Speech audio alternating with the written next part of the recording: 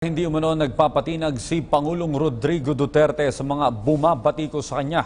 Ayon sa Pangulo, mas mahalaga ang suporta ng nakararami sa kampanya kontra sa iligal na droga na naglalayong bigyan ng mas ligtas na bansa ang mga Pilipino. Narito ang report. Hindi natinag si Pangulong Rodrigo Duterte sa mga batikos mula sa kanyang mga kritiko. Ayon sa Pangulo, mas mahalaga sa kanya ang suporta ng mas marami para sa tagumpay kontra iligal na droga at gawing ligtas ang marami sa lahat ng komunidad. Nasa Singapore ang Pangulo para sa 2 araw ng state visit. Sa kabila ng umano'y maling ulat sa kanyang kalusugan, nagkaroon pa ito ng pagkakataon na masilip ang isang mall dito sa bansa. Itinuring din ng pamahalaan na produktibo ang unang state visit ng Pangulo sa Cambodia at Singapore. Well, we did have very fruitful, successful visit in Cambodia and in Singapore. We had our reception and bilaterals with both President Tony Tan and the Prime Minister yesterday. And this was capped by a gala dinner last night where everyone enjoyed.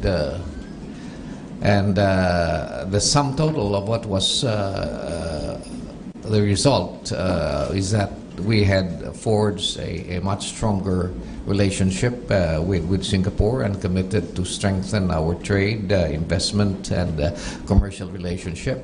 Hinikayat rin ng kalihim ang international community na magtulungan na protektahan ang mundo sa epekto ng iligal na droga sa halip na batikusin ang kampanya kontra iligal na droga ng Pilipinas. Isa sa mga isinulong ni Pangulong Duterte ang drug-free ASEAN.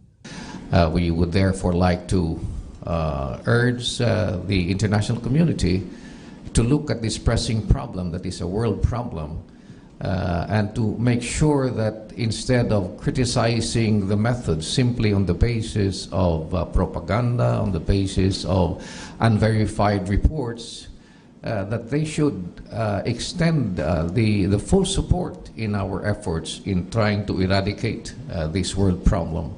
ASEAN, as a regional group, has committed to make sure that within the next few years our efforts would bring about what we would call as a drug-free ASEAN community.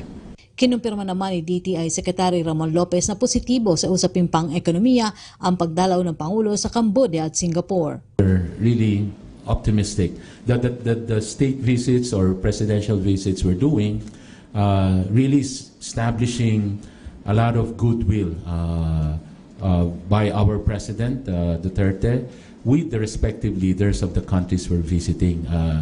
Immense goodwill, a huge goodwill that's created, the friendship, and when that happens, all the other discussions on trade, industry, cooperation, whether that's defense, cooperation in transnational crimes and all that, they become so easy to talk about because Para sa PTV News, Rocky Ignacio, Singapore.